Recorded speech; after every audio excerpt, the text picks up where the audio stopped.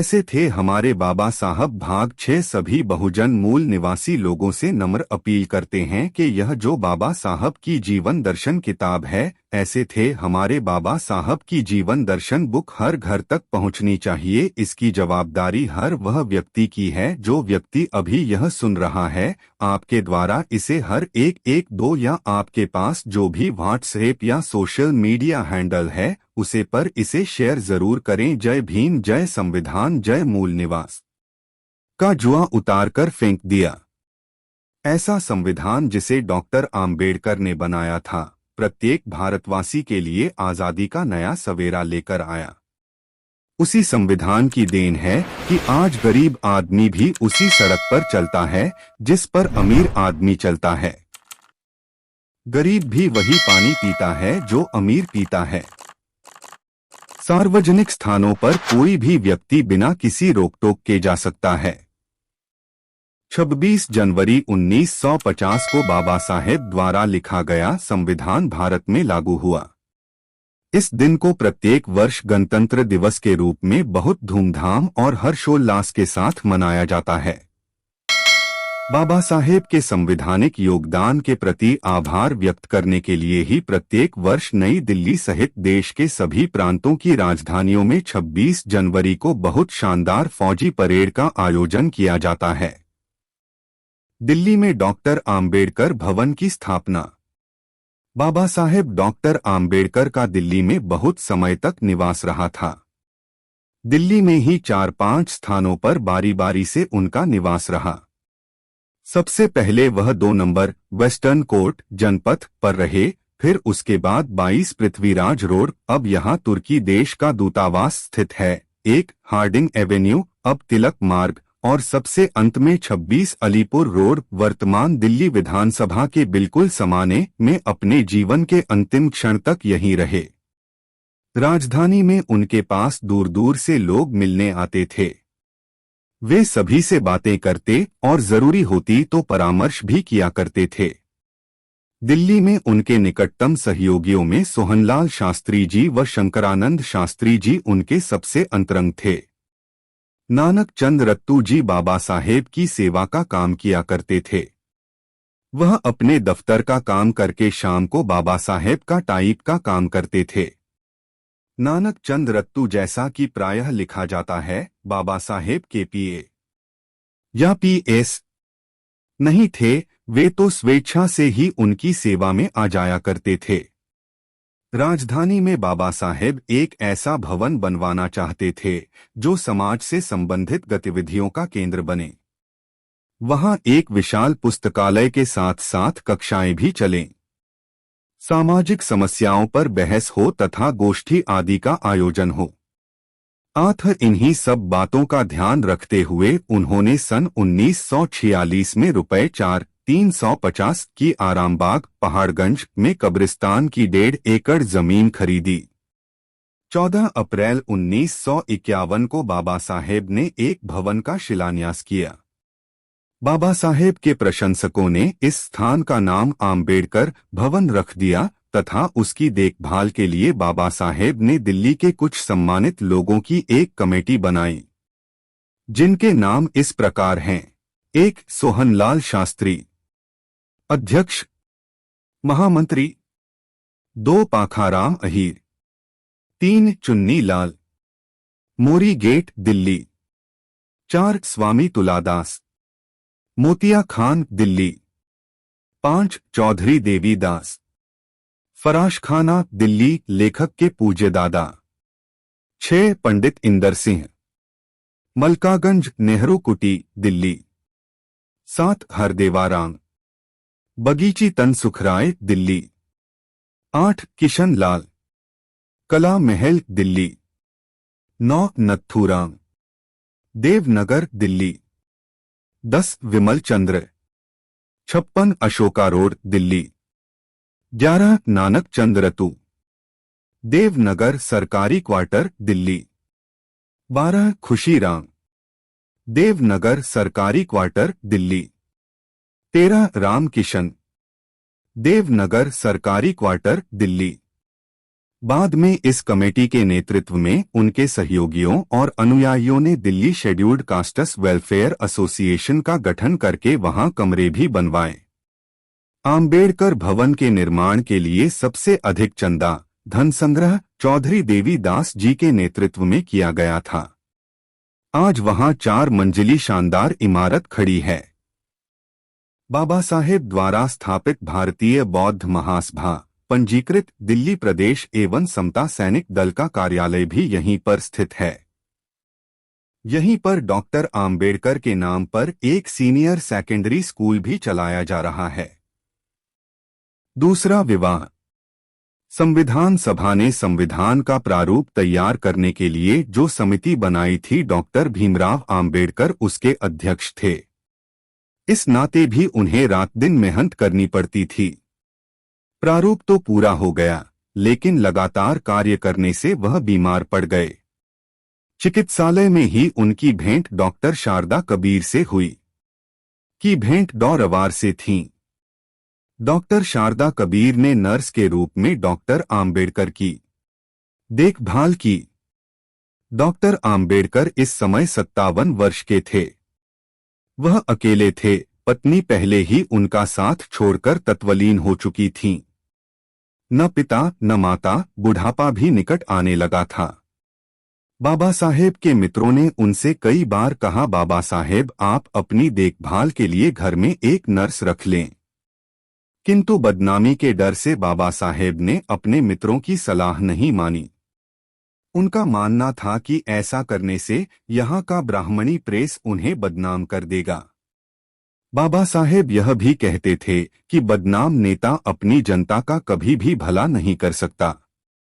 बाबा साहेब को जब यह समझाया गया कि आप डॉक्टर शारदा कबीर से शादी करके उसे घर में रख लें, वह नर्स के तौर पर आपकी सेवा करेगी, इस तरह आप बदनामी से भी बच जाएंगे और इस बीमारी और वृद्धावस्था में आपकी देखभाल का प्रबंध भी हो जाएगा। बाबा साहेब डॉक्टर आम्बेडकर स्वयं भी संविधान लिखने के दौरान एक सहारा चाहते थे। 15 अप्रैल 1948 को दोपहर के 2 बजे डॉक्टर शारदा कबीर से उनकी दूसरी शादी हो गई। अब वह शारदा कबीर से डॉक्टर सविता आम्बेडकर हो गई। शादी बहुत सीधे सादे तरीके से लगभग 15 लोगों की उपस्थिति में संपन्न हुई। डॉक्टर आम्बेडकर उन्हें शारू कहकर पुकारते थे। महान शिक्षाविद। बाबा साहेब महनी शिक्षाविद थे। शिक्षा के क्षेत्र में उनकी टक्कर का विद्वान न तब था न बाद में ही हुआ। शिक्षा व शिक्षाविदों के संदर्भ में उनके विचारों से इस बात का अंदाज हो जाता है। उन्होंने कहा है, मेरा यह मत है कि प्रोफेसरों को अध्ययन और अध्यापन कार्य में स्वयं को इतना समर्पित कर देना चाहिए कि उन्हें अपने परिवार की ओर देखने की फुर्सत ही न मिले। यह काम उन्हें अपनी पत्नी को सौंप देना चाहिए। प्रोफेसरों द्वारा अन्य कोई कार्य अपने सिर पर लेकर अपने उत्तरदायित्व का क्षेत्र व्यर्थ ही बढ़ाना, यह मुझे स्वीकार नहीं है। अध्यापन और अध्ययन में शोध कार्य भी सम्मिलित होता है। इन 3 बातों के अलावा प्रोफेसरों को अन्य कोई काम नहीं करना चाहिए। प्रोफेसर कैसा होना चाहिए? वह केवल विद्वान ही नहीं बल्कि सर्वश्रुत भी होना चाहिए। उसकी वाणी शुद्ध और प्रभावी होनी चाहिए। वह बहुत उत्साही होना चाहिए तथा अपना विषय मनोरंजक रूप में प्रस्तुत करे, ऐसी उसमें शक्ति होनी चाहिए। इससे विद्यार्थियों का भी उत्साह बढ़ेगा। ये गुण कुछ मात्रा में जन्मतः होते हैं और कुछ अनुभव और अध्ययन से सीखने पड़ते हैं। मेरा स्वयं का उदाहरण आपके सामने है। मैं BA तक बहुत ही सामान्य श्रेणी का विद्यार्थी था। मैं तथा अन्य भी कभी सोच नहीं सकते थे कि मेरे द्वारा कुछ शोध कार्य संपन्न होगा। इसका अर्थ यह नहीं है कि मेरी बुद्धि मंद थी या मुझे पढ़ने में रुचि नहीं थी, किंतु शोध करने के लिए जो विशिष्ट दृष्टिकोण चाहिए या प्राध्यापकों द्वारा मार्गदर्शन मिलना चाहिए, यह मेरे बारे में नहीं हुआ था। मेरी सुप्त शक्ति को बढ़ावा नहीं मिल सका। अपने अंदर जो सुप्त गुण होते हैं, उनका विकास होना भी उतना ही आवश्यक है। अमेरिका जाने के पूर्व तक मेरे अनेक गुण सुप्तावस्था में थे। उनका विकास करने का कार्य सेलिगमन और अन्य विद्वान प्रोफेसरों ने किया, यह बात मुझे माननी पड़ती है।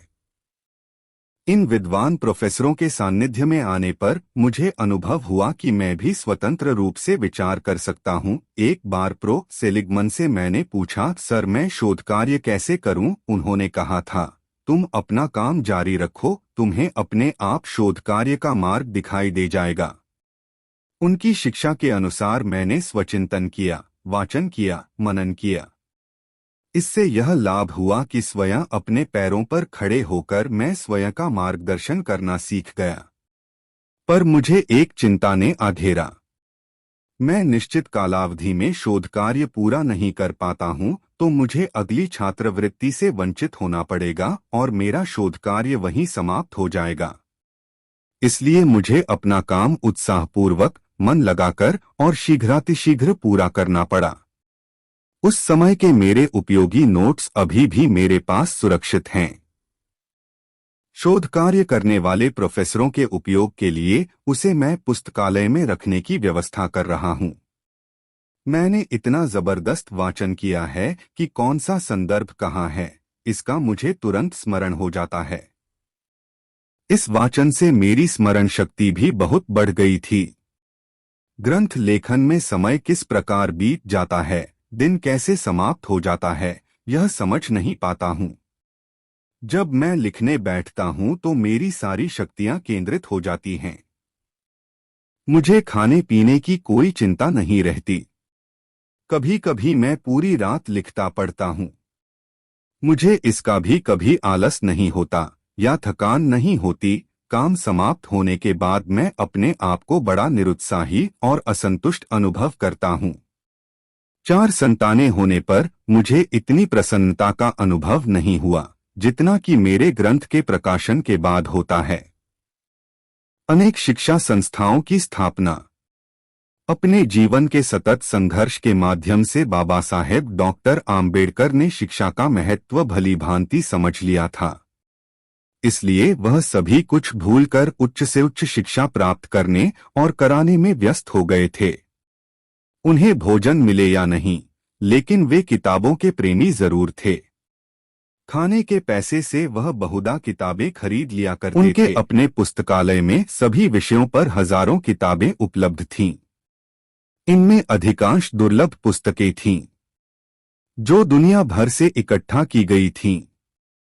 जिस प्रकार मुझे शिक्षा मिली उसी प्रकार दूसरों को भी शिक्षा मिले, यही सोचकर उन्होंने पीपुल्स एजुकेशन सोसाइटी की स्थापना की, जिसके माध्यम से बंबई में 20 जून 1946 को सिद्धार्थ कॉलेज और अगस्त सन 1951 को औरंगाबाद में मिलिंद कॉलेज की स्थापना हुई।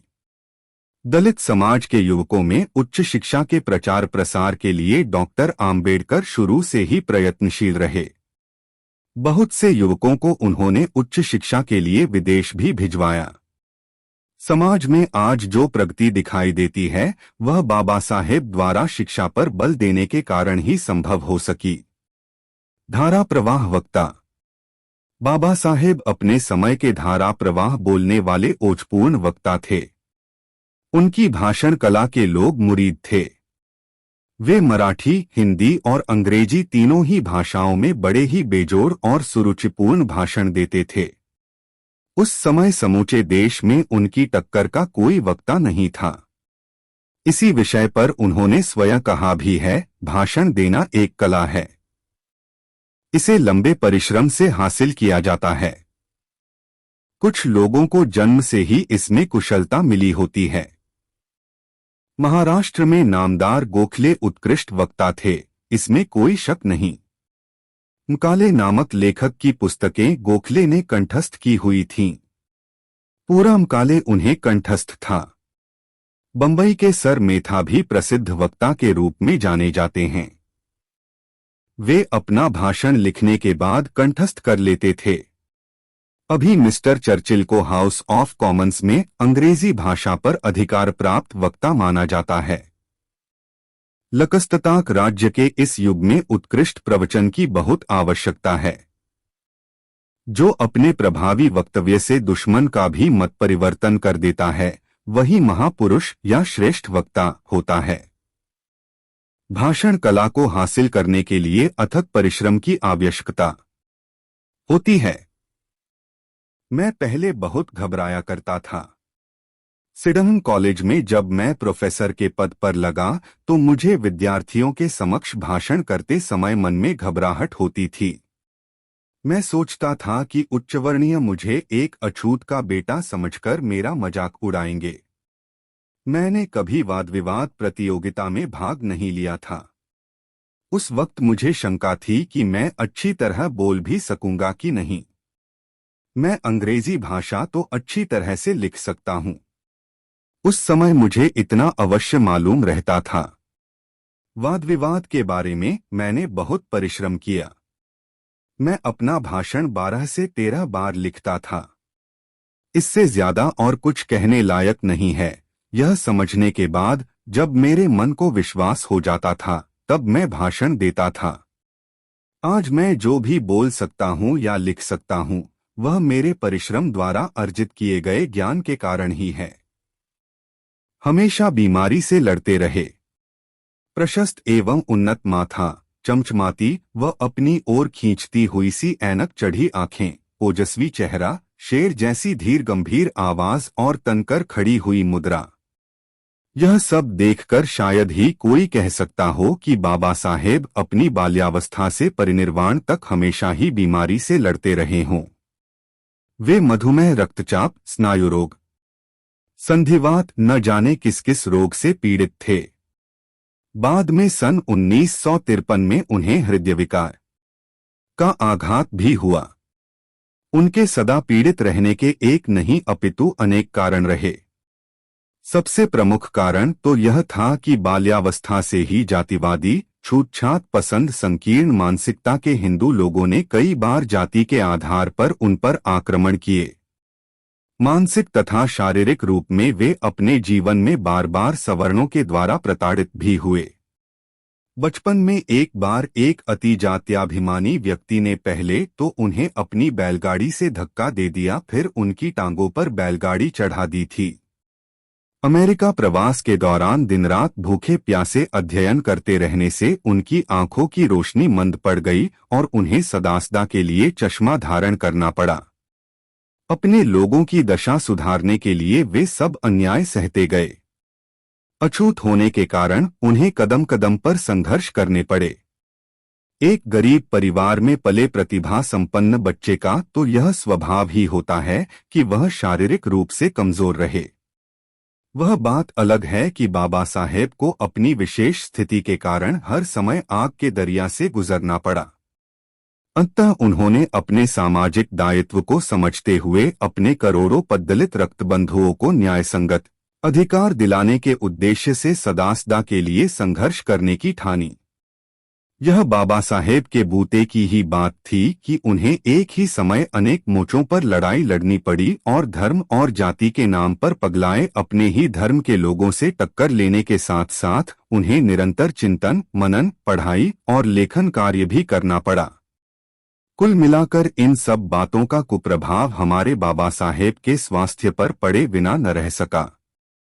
बाबा साहेब ने स्वयं ही भगवान बुद्ध और उनका धम्म की भूमिका अप्रकाशित में लिखा है, कभी कभी मेरी हालत इतनी नाजुक हो गई कि डॉक्टरों ने मुझे बुझती लौ जैसा कहा। इस बुझती लौ के सफल पुनर्ध्वलन का श्रेय मेरी पत्नी एवं डॉक्टर मावलंकर की चिकित्सीय कुशलता को जाता है, जो डॉक्टर की हैसियत से मेरी देखभाल कर रहे थे। इन शब्दों से ज्ञात होता है कि वे कितने बीमार रहते हुए भी हमें इतने अधिकार दिला गए। नेहरू मंत्रिमंडल से त्यागपत्र। बाबा साहेब की यह अटल मान्यता थी कि मनुस्मृति के पक्षपातपूर्ण तथा अन्यायपूर्ण विधानों को रद्द किए बिना भारत को न तो गौरव प्राप्त नहीं हो सकता और न ही भारत कभी विश्व शक्ति बन सकता। इसलिए उन्होंने हिंदू धर्म को सुदृढ़ करने के लिए, हिंदू नारी को अन्य पुरुषों के समान अधिकार दिलाने के लिए हिंदू कोड बिल रचने की ठानी। हिंदू कोड बिल के पास हो जाने पर हिंदुओं के विवाह तथा दत्तक ग्रहण गोद लेने में जातिपांति का भेद मिट जाता और इसकी पुष्टि में उत्तराधिकारी संपत्ति में स्त्री पुरुष दोनों बराबर के हिस्सेदार बन जाते। मगर बाबा साहेब का यह प्रयास हिंदुओं को मंजूर नहीं हुआ। उन्होंने सारे देश में हंगामा खड़ा कर दिया। देश के राष्ट्रपति डॉक्टर राजेंद्र प्रसाद जी ने तो नेहरू जी को अपने पद से त्यागपत्र देने तक की धमकी दे दी। फिर भी नेहरू जी बाबा साहेब से यही कहते रहे कि सब ठीक हो जाएगा। हालात ऐसे बने कि नेहरू जी ने उग्रवादी हिंदुओं और डॉक्टर राजेंद्र प्रसाद जी के सामने घुटने टेक दिए। नेहरू सरकार की ढुलमुल नीति और बढ़ीवादी ब्राह्मणों के विरोध के कारण यह बिल पास नहीं हो सका। 26 सितंबर 1951 को बाबा साहेब ने नेहरू मंत्रिमंडल से त्यागपत्र दे दिया। त्यागपत्र के वीडियो अभी बाकी है। जरूरी सूचना के लिए वीडियो को रोका गया है। कृपया कर इस जाहिर सूचना को ध्यान से सुनें और हमें सहयोग करें। डॉक्टर बाबा साहेब भीमराव अम्बेडकर के क्रांतिकारी भाषण लगातार सुनने के लिए हमें आर्थिक सहयोग करें। यह क्रांतिकारी भाषण ऑडियो बुक बनाने में बहुत सारा खर्च आता है और हम चाहते हैं कि आप लोग अपना योगदान करें जो आपकी यथा योग्य शक्ति ताकि लगातार हम आपके लिए बाबा साहब अम्बेडकर के सभी क्रांतिकारी भाषण ला सके और सभी बहुजन समाज का इतिहास हम AI के माध्यम से आप तक पहुँचाएंगे। तो आप सभी से निवेदन है अपना आर्थिक योगदान करें। हम आपके मोबाइल स्क्रीन पर आपको हमारा QR कोड और हमारा ऑनलाइन पे नंबर दे रहे हैं और वीडियो के अंदर हमारा QR कोड और ऑनलाइन पे नंबर दे रहे हैं। अभी आपकी मोबाइल स्क्रीन पर आ रहा है। QR कोड का आप स्क्रीनशॉट लेकर भी हमें ऑनलाइन पे कर सकते हो। कृपया आपसे निवेदन है हमें अपना आर्थिक योगदान जरूर करें। एक आश्वासन के अनुसार योजना विभाग नहीं दिया गया और न ही किसी समिति में रखा गया। 2 सरकार दलितों के प्रति उदासीन है। 3 कश्मीर के विषय में मतभेद है। बाबा साहेब के अनुसार कश्मीर का मुस्लिम बहुल भाग मुसलमानों को और हिंदू बहुल भाग भारत को मिलना चाहिए। 4 विदेश नीति में भी मतभेद है।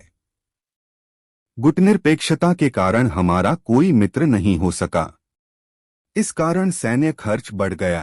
5 हिंदू कोड बिल के प्रति भले ही नेहरू जी रुचि रखते हों पर वे उचित दृढ़ता का परिचय नहीं दे सके। आत्म निराश होकर उन्होंने त्यागपत्र दिया। हिंदू कोड बिल की भ्रूण हत्या के संबंध में लेखक की यह मान्यता है कि नेहरू जी और डॉक्टर राजेंद्र प्रसाद जी का समर्थन और विरोध वास्तव में नूरा कुश्ती थी। इनका उद्देश्य यह ही था कि डॉक्टर आम्बेडकर को दिमागी तौर पर तैयार किया जा रहा था कि हिंदू कोड बिल रद्द भी हो सकता है। दूसरी, नेहरू जी बाबा साहेब को झांसे में रखकर कोड बिल का काम पूरा करवाते रहे। जब कोड बिल पूरा हो गया तो बाबा साहेब को साफ तौर पर बता दिया गया कि बिल पास नहीं हो सकता। बाद में यही बिल हिंदू सक्सेशन एक्ट के नाम से एक ब्राह्मण मंत्री के द्वारा आधा अधूरा लागू कराया गया। हिंदू कोड बिल की रचना का श्रेय एक अछूत के बेटे को नहीं दिया। यद्यपि बाबा साहेब का बनाया कानून ही लागू है, पर मनु के इस देश में अछूत के हाथों से नई हिंदू स्मृति लिखने का श्रेय बहुत बेदर्दी से छीन लिया गया। संविधान सभा के आम चुनाव में हारे भी और जीते भी। ब्रिटिश सरकार देश की बागडोर भारत की कामचलाऊ सरकार को सौंपना चाह रही थी। इस कारण ब्रिटिश सरकार ने देश में आम चुनाव की घोषणा की। सभी दल आम चुनाव प्रचार में जुट गए। डॉक्टर आम्बेडकर ने भी वायसराय की कार्यकारिणी से त्यागपत्र देकर शेड्यूल्ड कास्ट्स फेडरेशन की ओर से चुनाव अभियान आरंभ किया। डॉक्टर आम्बेडकर और उनके प्रत्याशी किसी भी प्रकार चुनाव जीत नहीं सके। इसके लिए भारतीय कांग्रेस पार्टी ने चारों ओर से मोर्चाबंदी कर दी। पूंजीपतियों ने रुपए की थैलियां बांटनी शुरू कर दी। कांग्रेसी कार्यकर्ताओं ने डॉक्टर आम्बेडकर के भारत भूषण प्रिंटिंग प्रेस में आग लगा दी। सरदार पटेल ने एक सभा को संबोधित करते हुए कहा, मैंने डॉक्टर आम्बेडकर के लिए संविधान सभा के द्वार तो क्या खिड़कियां और रोशनदान भी बंद कर दिए हैं। देखिए उसमें डॉक्टर आम्बेडकर कैसे घुसता है। दबंग कांग्रेसी कार्यकर्ता नंगी तलवार लेकर मतदान केंद्रों पर घूमते रहे। शेड्यूल्ड कास्ट्स फेडरेशन के समानांतर हरिजन सेवक संघ, जो गांधी जी के नेतृत्व में चल रहा था, को काफी सक्रिय कर दिया गया। परिणामस्वरूप बंबई संविधान सभा क्षेत्र से 1946 के इस संघर्षमय निर्णायक चुनाव में डॉक्टर आम्बेडकर सहित उनके सभी प्रत्याशी हार गए। इस चुनावी हार से डॉक्टर आम्बेडकर बहुत दुखी और चिंतित हुए, मगर निराश नहीं हुए। बंगाल के अछूतों के नेता महाप्राण जोगेंद्र मंडल ने डॉक्टर आम्बेडकर को बंगाल में आमंत्रित किया। इस क्षेत्र का चुनाव अभी बाकी था। डॉक्टर आम्बेडकर स्वतंत्र उम्मीदवार के रूप में वहां से चुनाव लड़े और भारी मतों से विजयी हो गए। विरोधियों का गया था, जिसने बाबा साहेब को जितवाकर भेजा था। इस कारण बाबा साहेब की संविधान सभा की सदस्यता ही समाप्त हो गई। बाबा साहेब को कांग्रेस की इस ओछी हरकत से बहुत दुख हुआ। दूसरी ओर गांधी, नेहरू और राजेंद्र प्रसाद जैसे लोगों को जब इस घटना का पता चला तो उनके पैरों तले की जमीन खिसक गई। उन्हें लगा कि बाबा साहेब जब संविधान सभा में ही नहीं रहेंगे तो संविधान लिखने का कार्य खटाई में पड़ जाएगा। यदि ऐसा हो गया तो भारत की आजादी भी टल जाएगी। कांग्रेस के दिग्गज नेताओं ने इस समस्या से उबरने के लिए चिंतन मनन और भागदौड़ आरंभ कर दी। आखिरकार एक उपाय सोचा गया कि किसी कांग्रेसी सदस्य द्वारा त्यागपत्र दिलवाकर उसके स्थान पर बाबा साहेब को संविधान सभा में लाया जाए। महाराष्ट्र के जयकर जी का त्यागपत्र दिलवाकर कांग्रेस बाबा साहेब को पुनः संविधान सभा में ले आई। यदि ऐसा प्रयास न किया जाता तो संविधान लिखने का काम खटाई में पड़ जाता। इसका अर्थ यह हुआ कि न संविधान बन पाता और न ही भारत अंग्रेजों की दास्तां से स्वतंत्र हो पाता। राज्यसभा के लिए विजयी हो गए। मार्च 1952 में डॉक्टर आम्बेडकर ने बंबई क्षेत्र से राज्यसभा के लिए अपना नामांकन पत्र दाखिल किया। इसी माह के अंत में चुनाव संपन्न हुआ और वे विजयी घोषित हो गए। राज्यसभा में पहुंचकर बाबा साहेब ने राहत की सांस ली। अप्रैल 1954 में पुनः लोकसभा सीट के लिए उपचुनाव होना था। बाबा साहेब ने अपना नामांकन दाखिल किया। यहां भी कांग्रेस के उम्मीदवार अशोक मेहता ने 8000 मतों से जीत हासिल की। इस चुनाव में कांग्रेस की ओर से जमकर धांधली की गई। पोस्टल बैलेट्स, डाक में प्राप्त मतों को जबरन रद्द कर दिया गया। कांग्रेस की इस हरकत से सिद्ध हो गया कि वह न तो डॉक्टर आम्बेडकर का सम्मान करना चाहती है और न ही दलितों को उनके न्यायोचित अधिकार देना चाहती है। कांग्रेस की बस एक ही इच्छा है कि इस देश का दलित अधिकारों की मांग करने और संघर्ष करने का मार्ग छोड़कर गांधी जी के साथ रामधुन गाने में ही लगा रहे। कांग्रेस ने अनेक बार विरोधी नेताओं के खिलाफ अपना कोई प्रत्याशी खड़ा ही नहीं किया। ऐसे नेताओं में चंद्रशेखर, पूर्व प्रधानमंत्री आदि के नाम उल्लेखनीय हैं। अपने चुनावों में बाबा साहेब के चित्र का खुलकर प्रयोग करने वाली कांग्रेस ने कभी भी बाबा साहेब को इस योग्य ही नहीं समझा कि उनके विरुद्ध अपना उम्मीदवार खड़ा ही न किया जाए। क्या इसी को नीति और नियत का अंतर नहीं कहते हैं? बाबा साहेब कांग्रेस की इस हरकत से अत्यंत मर्माहत हुए। इन्होंने अनुभव किया कि उनकी हार तो उसी समय हो गई थी जब उन्होंने पूना पैक्ट पर हस्ताक्षर किए थे। गांधी ने आमरण अनशन किया और भारत के तमाम दलित वर्ग चुप्पी साध गए। कुछ लोभी दलित भाई बहने गांधी के हाथों बिक गए।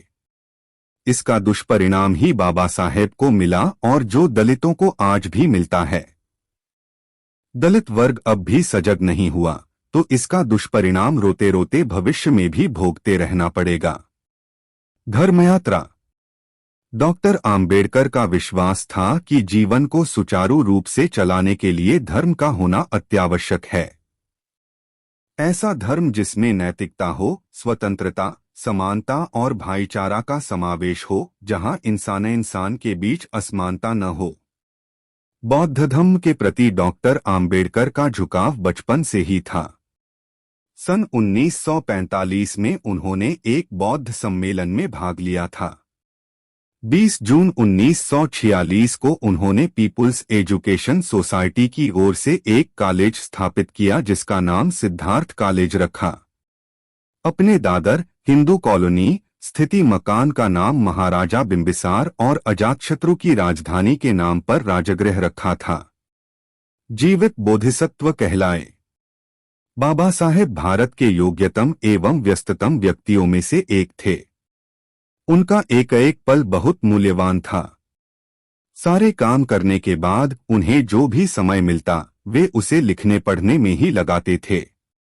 अपने जीवन की अंतिम बेला में उन्होंने 4 पावन महातीर्थों के दर्शन किए, जिनके दर्शन करना भगवान बुद्ध ने दीर्घनिकाय के महापरिनिब्बाण सूक्त में अति संवेदनीय बताया है। नवंबर 1956 में काठमांडू में आयोजित विश्व बौद्ध सम्मेलन में भाग लेकर लौटते समय वे सर्वप्रथम लुम्बिनी गए, जहां पर 563 पू. भगवान बुद्ध का कुमार सिद्धार्थ के रूप में जन्म हुआ था। तत्पश्चात वहां से वे सीधे बोधगया आ गए। वहां महाबोधि महाविहार के गर्भगृह में स्थित बुद्ध बाबा साहेब कोलंबो सम्मेलन में भाग लेने पहुंचे प्रतिमा के समक्ष काफी देर तक मौन खड़े रहे। वहां से वे सीधे कुशीनगर चले गए। कुशीनगर के महापरिनिर्वाण विहार में स्थापित भगवान बुद्ध की 20 फुट लंबी लेटी हुई प्रतिमा के समक्ष खड़े होकर वे खूब सुबक सुबक कर रोए, बिल्कुल उसी तरह जिस तरह यहां पधारने पर चक्रवर्ती सम्राट अशोक रोए थे। कुशीनगर से बाबा साहेब बनारस आ गए। वहां से सीधे सारनाथ पहुंचे और वहीं से हवाई जहाज द्वारा वापस दिल्ली चले गए।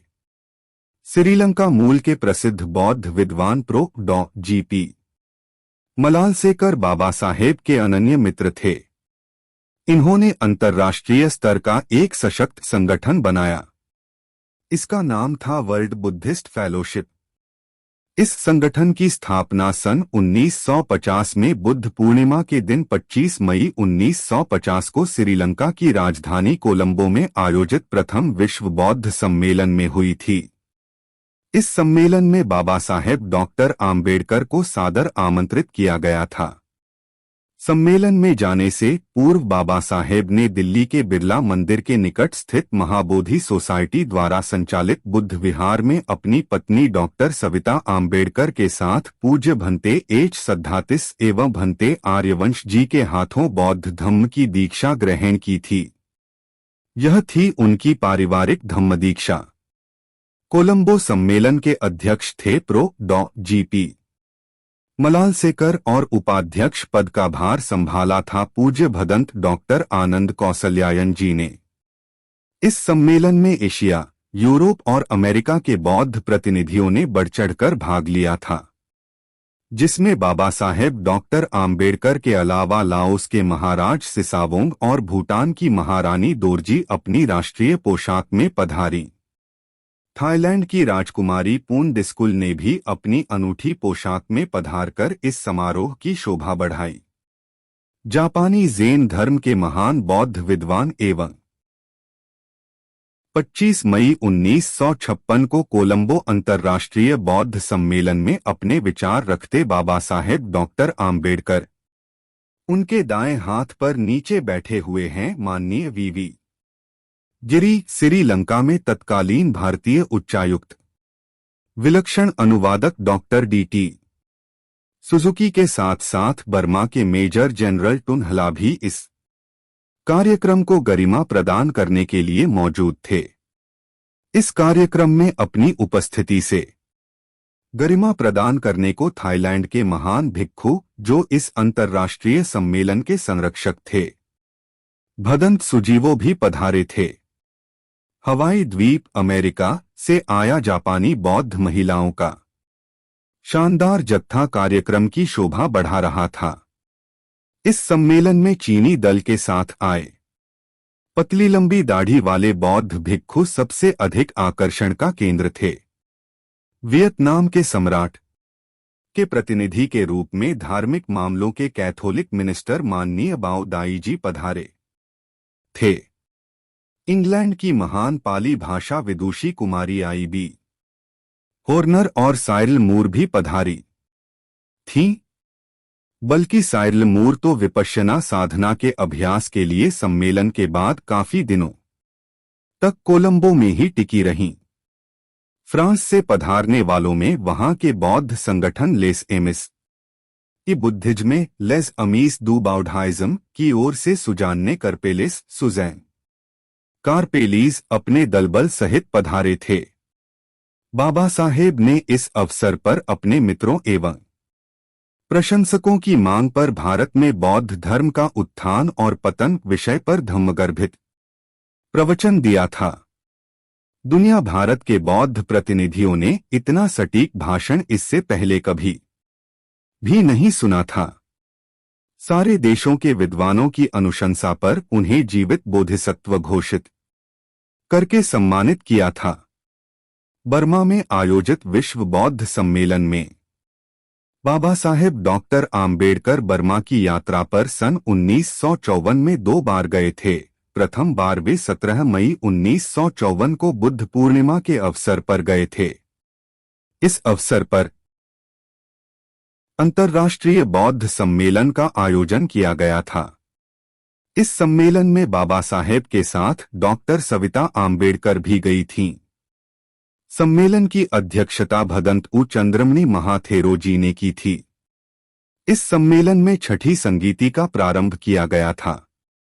इस संगीति को छठ संगायन के नाम से जाना जाता है।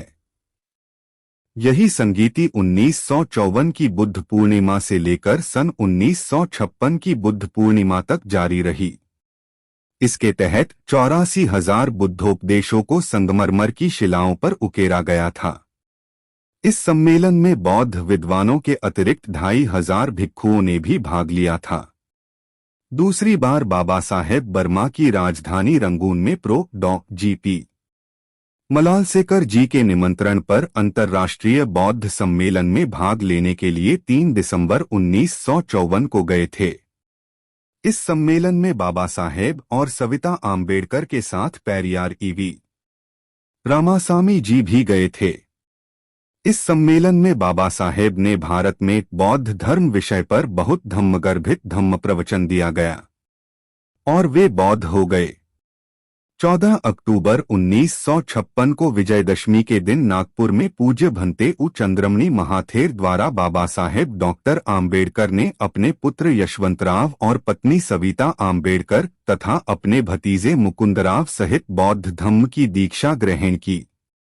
उस दिन उनके साथ 10 लाख अछूत अनुयायी भी बौद्ध बने। इतिहास में वह दिन हमेशा सम्मान के साथ याद किया जाएगा। इतनी बड़ी संख्या में इससे पहले कभी कोई धर्मांतरण नहीं हुआ था। नागपुर में जिस स्थान पर बाबा साहेब ने बौद्ध धम्म की दीक्षा ली, आजकल वह स्थान दीक्षा भूमि के नाम से जाना जाता है। लगभग 1 माह पश्चात नवंबर 1956 में नेपाल की राजधानी काठमांडू में विश्व बौद्ध सम्मेलन हुआ था। बाबा साहेब लंका और बर्मा के विश्व बौद्ध सम्मेलनों की तरह नेपाल के विश्व बौद्ध सम्मेलन में भी गए थे। उनकी पत्नी डॉक्टर सविता आम्बेडकर भी उनके साथ गई थीं। अंतर केवल इतना था कि पहले सम्मेलनों में वह एक प्रकार के दर्शक के रूप में गए थे, किंतु नेपाल में वे एक बौद्ध नेता के रूप में सम्मिलित हुए। काठमांडू कारपोरेशन की ओर से जब सभी बौद्ध प्रतिनिधियों का स्वागत हो रहा था, तो सम्मेलन के अध्यक्ष डॉक्टर जी.पी. मलालसेकर ने सहज स्वभाव में उठकर बाबा साहेब का स्वागत किया। उन्होंने कहा, मैं संसार भर के बौद्धों की ओर से बाबा साहेब डॉक्टर आम्बेडकर का विशेष स्वागत करना चाहता हूं, क्योंकि इन्होंने इस युग में बौद्ध धम्म की पुनर्स्थापना के रूप में एक चमत्कार कर दिखाया है। चारों ओर हर्षध्वनि गूंज उठी। बौद्ध धम्म ग्रहण करते वक्त बाबा साहेब डॉक्टर बी.आर. आम्बेडकर ने कहा था, महसूस कर रहा हूं कि मुझे नरक से छुटकारा मिल गया है। बाबा साहेब द्वारा बौद्ध धर्म ग्रहण करने पर महापंडित राहुल सांकृत्यायन ने नेपाल में कहा था, डॉक्टर आम्बेडकर ने भारत में बौद्ध धर्म का ऐसा स्तंभ गाड़ दिया है जिसे अब कोई हिला तक नहीं सकता। अपनी शारीरिक स्थिति के कारण बाबा साहेब काठमांडू सम्मेलन के प्रथम सत्र में भाग नहीं ले सके थे। बाबा साहेब का सारा ध्यान भारत में बौद्ध धर्म के प्रचार पर ही केंद्रित करने का था। विश्व बौद्ध सम्मेलन काठमांडू में आयोजित विश्व बौद्ध सम्मेलन में उनका भाषण हुआ, जिसमें उन्होंने बौद्ध धर्म या मार्क्स विषय पर बिना तैयारी के इस विषय पर शानदार प्रवचन किया। उसमें उन्होंने कम्युनिज्म के को स्वीकार करते हुए अध्यक्षता पूज्य भदंत उ चंद्रमणि महाथेरा ने की थी। विश्व बौद्ध सम्मेलन काठमांडू को संबोधित करते हुए गुणों बौद्ध धर्म को कम्युनिज्म से भी श्रेष्ठतर बताया था। उनका कहना था कि यदि हम बिना रक्तरंजित क्रांति के देश में साम्यवाद स्थापित हुआ देखना चाहते हैं तो उसका एकमात्र मार्ग देश में बौद्ध धर्म की स्थापना से ही संभव है। इस कार्यक्रम का नेपाल के महाराजा महेंद्र ने विधिवत उद्घाटन किया, जिसकी पशुपति नाम मंदिर के दरवाजे बंद। वहां रहते हुए एक अप्रिय घटना घटी। प्रसिद्ध पशुपतिनाथ मंदिर के पंडों ने सभी बौद्ध प्रतिनिधियों के मंदिर में जाने के डर से मंदिर के दरवाजों पर बड़े बड़े ताले लगा दिए। बेचारों की गति सांपशूदर जैसी थी। यदि मंदिर में जाने दें तो उनके पशुपतिनाथ अपवित्र हो जाएंगे, और यदि नहीं जाने दें तो किस मुंह से कहेंगे कि भगवान बुद्ध विष्णु के अवतार हैं। वास्तव में बाबा साहेब का इस मंदिर में जाने का कोई इरादा नहीं था, मगर जब पत्रकारों ने इस विषय पर प्रकाश डालने को कहा तो उन्होंने केवल पाली का यह सूक्त बोलकर सुनाया। यह पुस्तक समयक प्रकाशन द्वारा प्रकाशित है। नत्थी में शरणं बुद्धों में शरण वरं एतेन सच्च वज्जेन होतु ते जयमंगलं। महापंडित राहुल सांकृत्यायन बाबा साहेब डॉक्टर आम्बेडकर की धम्मदीक्षा के कार्यक्रम में तो सम्मिलित नहीं हो पाए थे, किंतु कार्यक्रम की ऐतिहासिक सफलता के कारण वे बाबा साहेब डॉक्टर आम्बेडकर का लोहा मान गए थे। बाबा साहेब के प्रति उनका आकर्षण ही उन्हें काठमांडू के विश्व बौद्ध सम्मेलन में खींच लाया। बाबा साहेब के प्रवचन सुनने के पश्चात उन्होंने मुक्तकंठ से बाबा साहेब की प्रशंसा करते हुए कहा था, अब डॉक्टर आम्बेडकर ने भारतवर्ष में बौद्ध धर्म का ऐसा स्तंभ गाड़ दिया है जो किसी के हिलाए न हिल सकेगा। बौद्ध तीर्थ स्थलों की परिक्रमा। नेपाल सम्मेलन समाप्त होने पर बाबा साहेब लुम्बिनी देखने गए, जहां कुमार सिद्धार्थ भावी बुद्ध का जन्म हुआ था। वहां से वे सीधे बोधगया आ गए। बोधगया के बोधिवृक्ष की वंदना की। महाबोधि महाविहार के गर्भगृह में स्थित बुद्ध प्रतिमा को नमन किया। वे बोधगया स्थित पुरासंग्रहालय में काफी देर तक रुके। उसके बाद वे बनारस के लिए रवाना हो गए। बनारस हिंदू विश्वविद्यालय में उनके कई कार्यक्रम हुए। वहां से सारनाथ चले गए, जहां भगवान बुद्ध से अपने प्रथम उपदेश धम्मचक्कपवत्तन सुत्त की देशना की थी। उसी स्थान पर बाबा साहेब ने अपना अंतिम प्रवचन दिया। बाबा साहेब सारनाथ पुरासंग्रहालय भी गए। यहां वे काफी देर तक ठहरे। अपने साथ आए बौद्ध भिक्षुओं को मौर्यकालीन बौद्ध कला की बारीकियां समझाते रहे। सारनाथ से बाबा साहेब सीधे कुशीनगर चले गए। कुशीनगर में अपने दीक्षा गुरु भदंत उ चंद्रमणि महाथेरा के साथ सभी बौद्ध स्मारकों के दर्शन किए। वहां से बाबा साहेब बनारस होते हुए 1 दिसंबर 1956 को दिल्ली पहुंचे।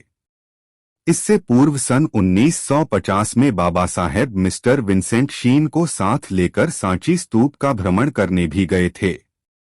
बाबा साहेब के अजंता, एलोरा, कन्हेरी गुफा आदि में खींचे हुए कुछ चित्र भी हाल ही में प्रकाश में आए हैं, जिनसे बौद्ध तीर्थ स्थलों तथा पुरातात्विक महत्व के स्थलों के प्रति बाबा साहेब डॉक्टर आम्बेडकर का लगाव सिद्ध होता है।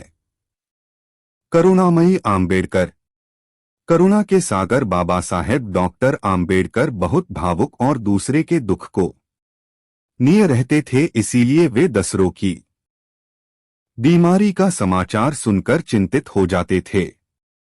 एक दिन जब उन्हें अपने चौकीदार सुदामा की बीमारी का पता चला तो वह द्रवित हो उठे। 3 दिसंबर 1956 सोमवार की सुबह बहुत कड़ाके की ठंड पड़ रही थी, किंतु फिर भी बाबा साहेब अपनी भावनाओं पर काबू नहीं पा सके और अपने सहयोगी नानक चंद रत्तू जी को अपने साथ लेकर एक छड़ी के सहारे सुदामा का हालचाल मालूम करने के लिए निकल पड़े। सुदामा बाबा साहेब के ही बंगले के पीछे बने हुए सर्वेंट क्वार्टर में रहता था। सुदामा के रहने सहने की व्यवस्था डॉक्टर आम्बेडकर ने वहीं पर की हुई थी। सुदामा को रहकर यही विचार सता रहा था कि अगर मैं मर गया तो मेरी पत्नी की देखभाल कौन करेगा। यही उसकी बीमारी का मुख्य कारण था।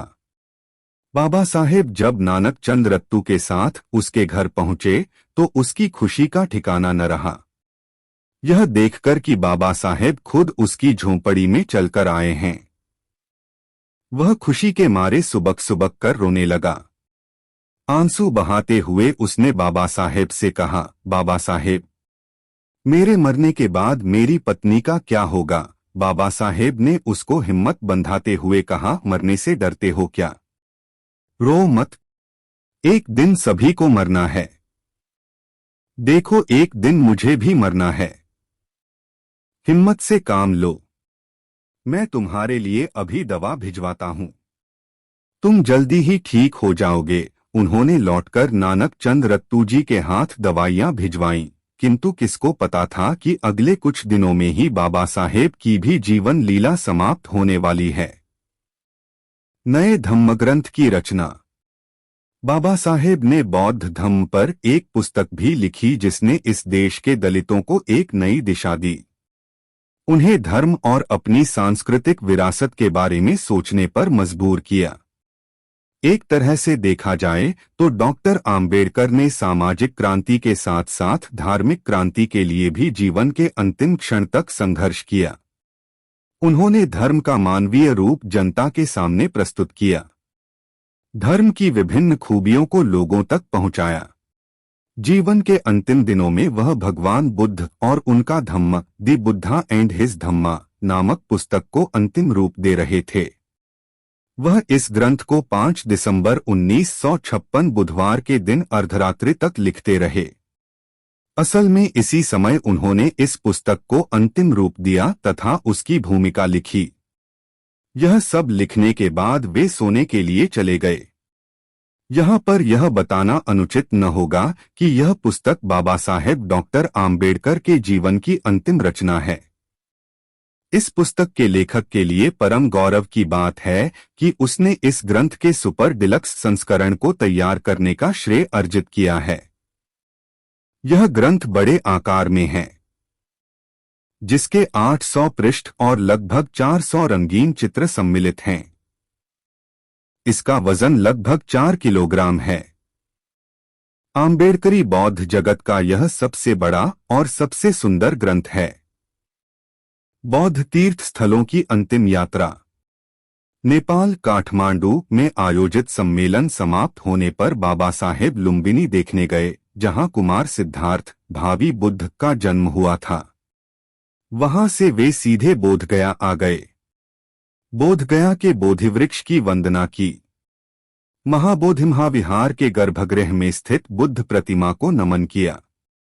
वे बोधगया स्थित पुरातत्व संग्रहालय में काफी देर तक रुके। उसके बाद वे बनारस के लिए रवाना हो गए। बनारस हिंदू विश्वविद्यालय में उनके कई कार्यक्रम हुए। वहां से सारनाथ चले गए। क्या संयोग है कि जहां भगवान बुद्ध ने अपने प्रथम उपदेश धम्मचक्र पवित्र सुत्त की देशना की थी, उसी स्थान पर बाबा साहेब ने अपना अंतिम प्रवचन दिया। बाबा साहेब सारनाथ पुरातत्व संग्रहालय भी गए। यहां वे काफी देर तक ठहरे। अपने साथ आए बौद्ध भिक्षुओं को मौर्यकालीन बौद्ध कला की बारीकियां समझाते रहे। सारनाथ से बाबा साहेब सीधे कुशीनगर चले गए। कुशीनगर में अपने दीक्षागुरु भदंत चंद्रमणि महाथेरा के साथ सभी बौद्ध स्मारकों के दर्शन करने गए। वहां से बाबा साहेब बनारस होते हुए 30 नवंबर 1956 को दिल्ली पहुंचे। इससे पूर्व सन 1950 में बाबा साहेब मिस्टर विंसेंट शीन को साथ लेकर सांची स्तूप का भ्रमण करने भी गए थे। बाबा साहेब द्वारा अजंता, एलोरा, कन्हेरी गुफा आदि के साथ खींचे हुए कुछ चित्र भी हाल ही में प्रकाश में आए हैं। बाबा साहेब की भदंत उ चंद्रमणि महाथेरो से भेंट। प्रायः लोग समझते हैं कि बाबा साहेब की भंते उ चंद्रमणि महाथेरा जी के साथ मुलाकात 14 अक्टूबर 1956 की धम्म दीक्षा के समय ही हुई थी। मूलगंध कुटी विहार के प्रांगण में बाबा साहेब के सम्मान में अपनी विचार रखते पूज्य भंते डॉक्टर धर्मरक्षित बाबतपुर, वाराणसी हवाई अड्डे पर बाबा साहेब को दिल्ली जाते समय विदाई देते पूज्य भंते संघरत्न डॉक्टर भदंत एच सद्धातिस और भंते डॉक्टर संघरक्षित। चित्र में बाबा साहेब अपनी पत्नी सविता आम्बेडकर के साथ खड़े हैं। इस यहमार लेखकों ने अपनी पुस्तकों में यहाँ तक भी लिख दिया है कि काफी खोजबीन के बाद धम्मदीक्षा के लिए बाबा साहेब भंते उ चंद्रमणि महाथेरा जी मिले थे, परंतु वास्तविकता इससे बिल्कुल भिन्न है। पूज्य भंते धर्मरक्षित जी अपनी पुस्तक बौद्ध धम्म ही मानव धम्म है में लिखते हैं कि जब बाबा साहेब ब्रिटिश सरकार में श्रम मंत्री थे, अपने एक मित्र के साथ सन 1943 में कुशीनगर पधारे थे। इस यात्रा के दौरान बाबा साहेब डॉक्टर आम्बेडकर और भंते उ चंद्रमणि महाथेरा जी सीमा विहार के बाहर नीम के पेड़ के नीचे बैठकर कई घंटों तक चर्चा और समाज के संबंध में बातचीत करते रहे थे। हाँ, यह बात ठीक है कि बाबा साहेब डॉक्टर आम्बेडकर छठ संगायन छठी धम्म संगीति के प्रारंभ होने के अवसर आयोजित सम्मेलन में 1954 की बुद्ध पूर्णिमा के अवसर पर बर्मा देश की राजधानी रंगून गए थे। इस सम्मेलन की अध्यक्षता पूज्य भंते उ चंद्रमणि महाथेरा जी ने की थी, जो बर्मा से आकर कुशीनगर में रह रहे थे, किंतु छठी संगीति की अध्यक्षता करने बर्मा गए थे। इस सम्मेलन में बाबा साहेब के साथ डॉक्टर सविता आम्बेडकर भी गई थीं।